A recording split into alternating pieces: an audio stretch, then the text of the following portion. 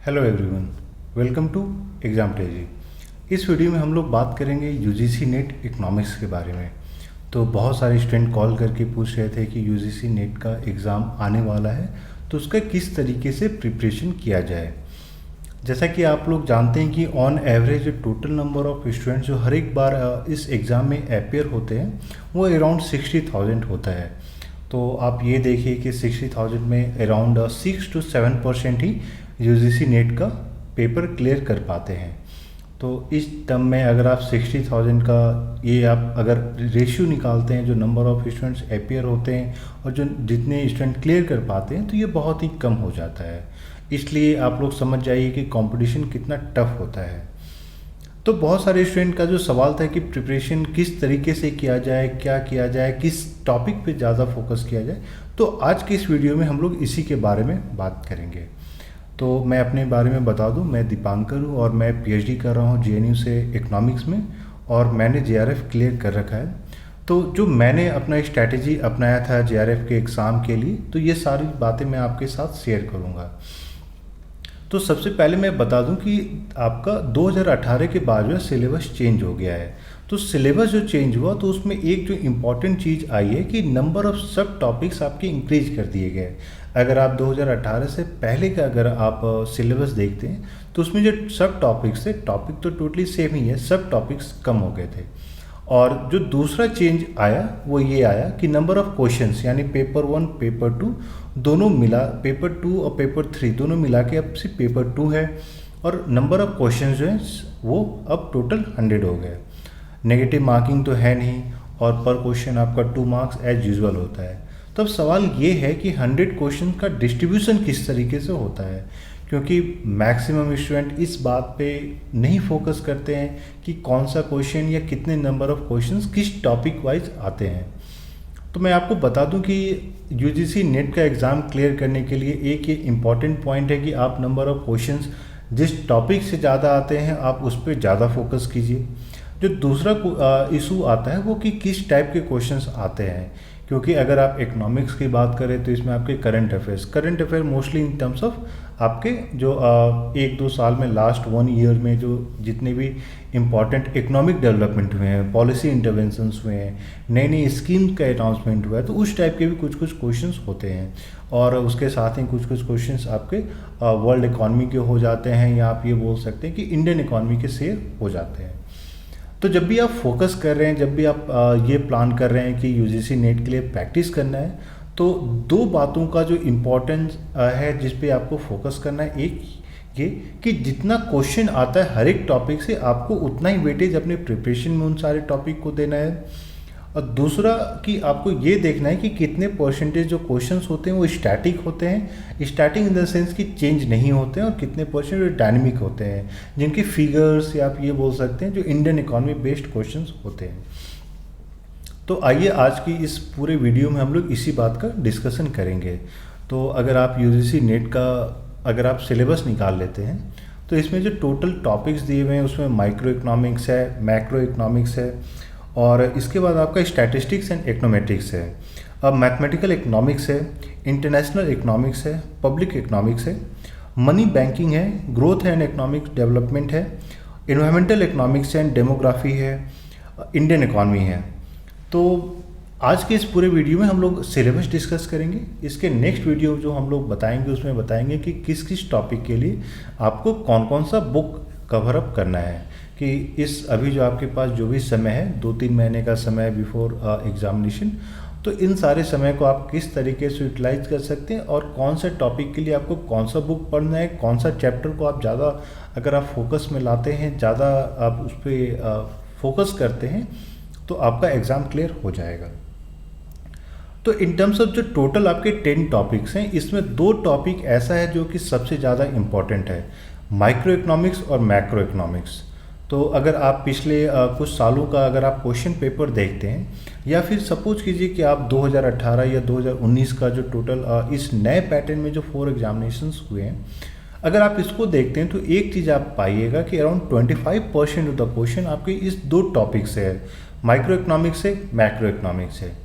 इसलिए बहुत सारे स्टूडेंट जो ये सोच रहे थे कि हम लोग को इकोनोमेट्रिक्स और मैथमेटिकल इकोनॉमिक्स पे भी ज़्यादा फोकस करना है तो अगर आप इन दोनों टॉपिक को देखिए और आप जो है इसको देखिए, मैथमेटिक्स या फिर आप इकोनोमेट्रिक्स या स्टैटिस्टिक्स। तो एक चीज़ जो आपको पता चल जाएगा कि इसका 25% वेटेज हो जाता है दोनों मिलाकर। अगर आप मैथमेटिक्स और इकोनोमेट्रिक्स या स्टैटिस्टिक्स इन दोनों को मिलाते हैं तो आपका जो टोटल वेटेज बन जाता है वो 10% है। यानी कि मैथमेटिक्स से अराउंड आपके 5 क्वेश्चन आएंगे और स्टैटिस्टिक्स से भी आपके 5 क्वेश्चन आएंगे।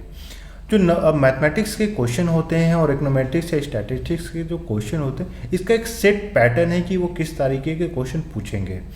तो there are around you can say कि अराउंड 150 स्टैटिस्टिकल क्वेश्चंस। अगर आप उस 150 क्वेश्चंस को अगर आप सॉल्व कर लेते हो तो आपका 100% वो जो 5 क्वेश्चन है वो सॉल्व हो जाएगा, वो 100% करेक्ट हो जाएगा। अब आते हैं जो दूसरा बिग टॉपिक है जिससे क्वेश्चंस आते हैं, वो है आपका इंटरनेशनल इकोनॉमिक्स और growth and development. Growth and development में जिसमें कि आपके मॉडल्स के बारे में पूछे जाते हैं। तो इसमें भी मैं आपको बताऊंगा कि जब आप मॉडल्स के बारे में पढ़ रहे हैं तो कौन कौन से मॉडल इम्पॉर्टेंट है, प्लस मॉडल्स पे किस तरीके के क्वेश्चंस आते हैं। क्योंकि अगर सोलो स्वान मॉडल की बात करते हैं या सोलो जो जिसको हम लोग न्यू क्लासिकल मॉडल्स बोलते हैं, तो उस पे जो क्वेश्चंस पूछे जाते हैं यूजीसी नेट के, उनका पैटर्न दूसरा है। अगर आप कंपेयर करते हैं फॉर एग्जांपल हेरोडोमर से, यहीं अगर आप कंपेयर करते हैं जो टेक्निकल प्रोग्रेस वाले मॉडल हैं या जिसको हम लोग इंडोजेनस मॉडल भी बोलते हैं या एके मॉडल बोलते हैं, तो उन सारे पे क्वेश्चंस आते हैं, उनके पैटर्न डिफरेंट है। तो अगर आप क्लियर करना चाहते हैं यूजीसी नेट इन इकोनॉमिक्स तो उस पैटर्न को समझना इम्पॉर्टेंट है।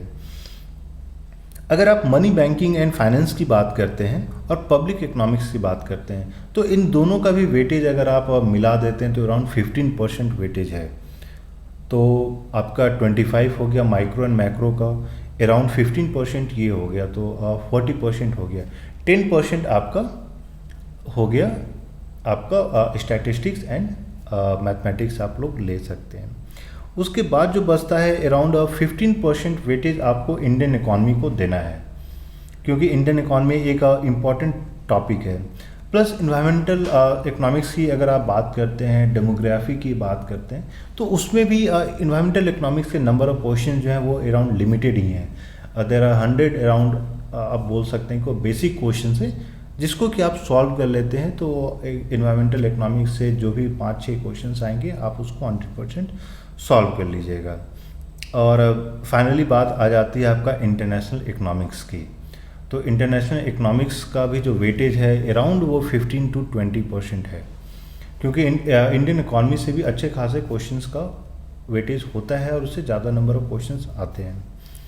तो जब भी आप प्रिपेयर कर रहे हैं तो सबसे पहला जो मैं आपको बताना चाहूँगा कि जो आपका माइक्रो एंड मैक्रो है, माइक्रो एंड मैक्रो के जो टोटल नंबर ऑफ क्वेश्चंस हैं ये आप एक्सपेक्ट कीजिए कि अगर मैं बोल रहा हूँ 25% तो आप ये एज्यूम करके चलिए कि उससे अराउंड 35% के क्वेश्चंस आएंगे। यानी आप लेके चलिए कि अराउंड 30 क्वेश्चंस आ जाएंगे, हटाइए 35%, आप एज्यूम कीजिए कि 30 क्वेश्चंस आ जाएंगे। मैं इसलिए ये बोल रहा हूँ कि जब आप माइक्रो एंड मैक्रो इस दोनों को ज़्यादा वेटेज देते हैं तो आपका प्रिपरेशन भी उस हिसाब से इन्हेंस्ड हो जाता है।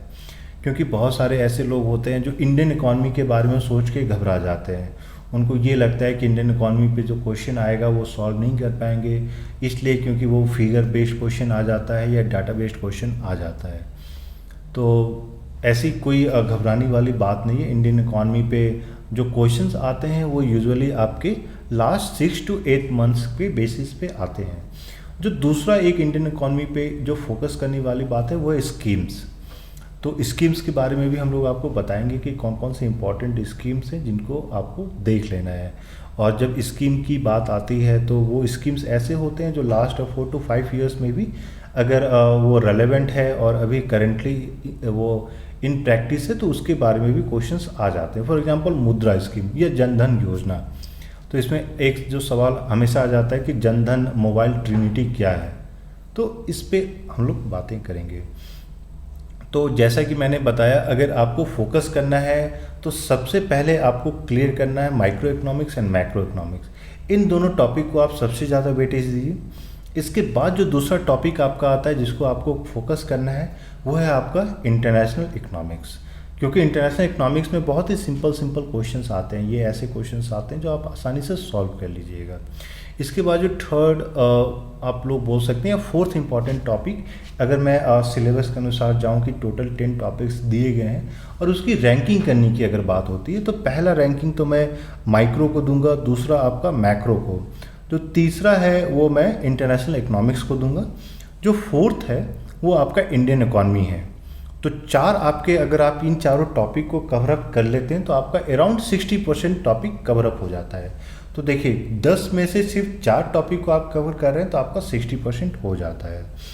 इसके बाद आपको जो कवर करना है वो है growth and development and money and banking. तो 4 + 2 6 हो गया। उसके बाद जो आपको फोकस करना है वो है पब्लिक इकोनॉमिक्स। जब आपका पब्लिक इकोनॉमिक्स कवर अप हो जाता है उसके बाद आप आइए इन्वायरमेंट पे, इन्वायरमेंट हो जाएगा तो यानी 8 हो गया। उसके बाद आप आइए स्टैटिस्टिक्स पे और लास्ट में आइए मैथमेटिक्स पे। मैथमेटिक्स में लास्ट में आने के लिए मैं इसलिए बोल रहा हूँ क्योंकि मैथमेटिक्स के भी अराउंड सेट क्वेश्चंस हैं जिसमें कि बहुत सारे ऐसे क्वेश्चंस हैं जो रिपीट होता है।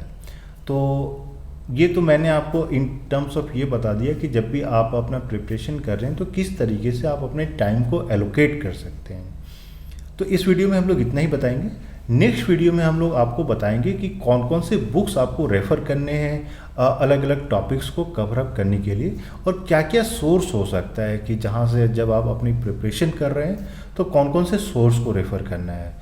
तो अगर आप लोग इस बार यूजीसी नेट इकोनॉमिक्स दे रहे हैं तो प्लीज़ हमारे चैनल को सब्सक्राइब कर लें। हम लोगों का ये भी प्लान है कि अब हम लोग क्लासेस, ऑनलाइन क्लासेस भी देना स्टार्ट करेंगे। और अगर आपको ये वीडियो पसंद आया तो प्लीज़ वीडियो को लाइक करें और अपने दोस्तों के साथ भी शेयर करें, सो दैट कि जो भी लोग यूजीसी नेट का प्रिपरेशन कर रहे हैं तो उनको भी फ़ायदा हो जाए। Thank you and all the best.